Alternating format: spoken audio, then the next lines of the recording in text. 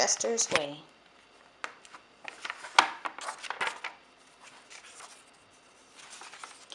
Chester had his own way of doing things. He always cut his sandwiches diagonally. He always got out of bed at the same side. And he never left the house without double knotting his shoes. Chester always had the same thing for breakfast, toast with jam and peanut butter. And he always carried a miniature first aid kit in his back pocket, just in case. "You definitely have a mind of your own," said Chester's mother. "That's one way to put it," said Chester's father. Chester's best friend Wilson was exactly the same way. That's why they were best friends. Chester wouldn't play baseball unless Wilson played, and they never swung at the first pitch or slid head first. Wilson wouldn't ride his bike unless Chester wanted to, and they always used hand signals. If Chester was hungry, Wilson was too, but they rarely ate between meals. "Some days I can't tell those two apart," said Wilson's mother. "Me either," said Wilson's father. Chester and Wilson, Wilson and Chester, that's the way it was.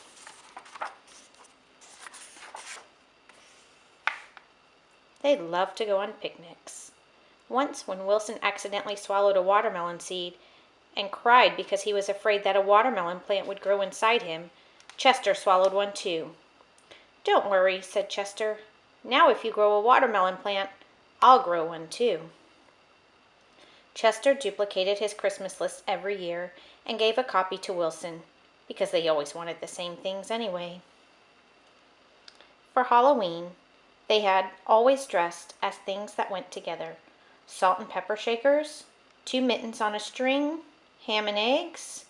"They really are 2 peas in a pod," said Chester's mother. "Looks like it," said Chester's father. In spring, Chester and Wilson shared the same umbrella. In winter, they never threw snowballs at each other. In fall, they raked leaves together. And in summer, they reminded each other to wear sunscreen so they wouldn't burn.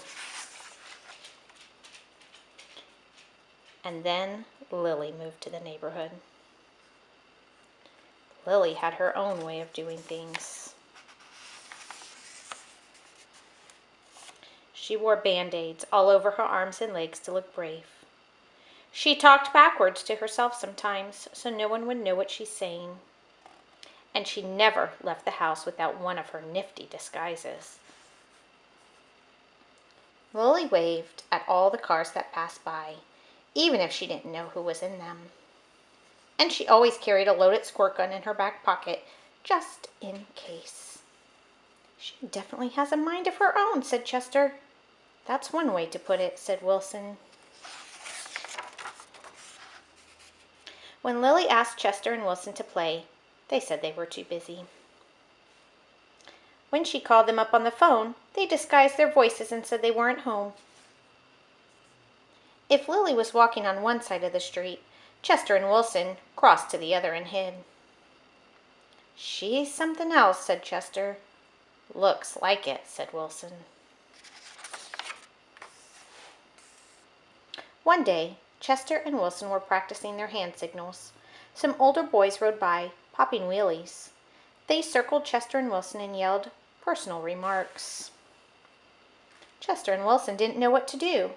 Just when they were about to give up hope, a fierce-looking cat with horrible fangs jumped out of the bushes and frightened the older boys away. "Are you who I think you are?" Chester asked the cat. "Of course," the cat replied. "Thank you, Lily," said Chester. "You are welcome, Chester," said Lily. "Thank you, Lily," said Wilson. "You're welcome, Wilson," said Lily. "I'm glad you were wearing a disguise," said Chester. "I'm glad you had your squirt gun," said Wilson. "I always do," said Lily, "just in case." Afterwards, Chester invited Lily over for lunch. "You have a mustache," You have a muscle mouse cup, said Lily. Of course, said Chester. I do too, said Lily. Same here, said Wilson. Chester and Wilson cut their sandwiches diagonally. Lily asked Chester's mother if she had cookie cutters, and she made stars and flowers and bells. That's neat, said Chester. Wow, said Wilson. That night, Lily invited Chester and Wilson to sleep over. You have a night light, said Chester. Of course, said Lily. I do too, said Chester. Same here, said Wilson. Chester and Wilson wanted toast with jam and peanut butter for breakfast the next morning. Boring, said Lily. Try this instead. Wow, this is good, said Chester. Wow, said Wilson.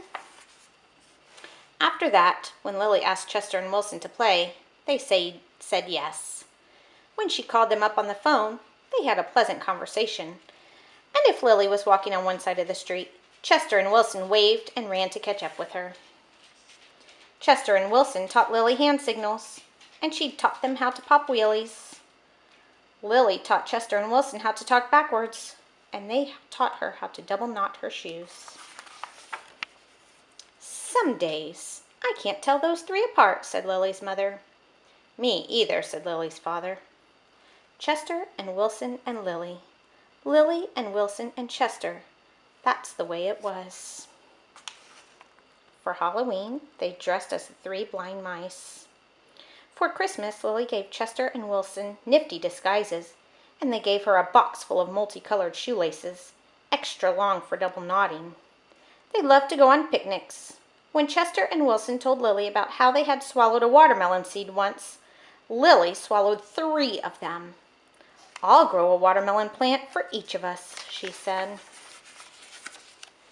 In spring, Chester and Wilson and Lily shared the same umbrella.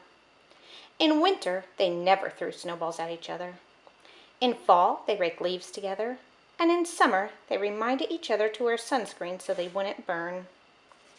Chester and Wilson and Lily. Lily and Wilson and Chester. That's the way it was.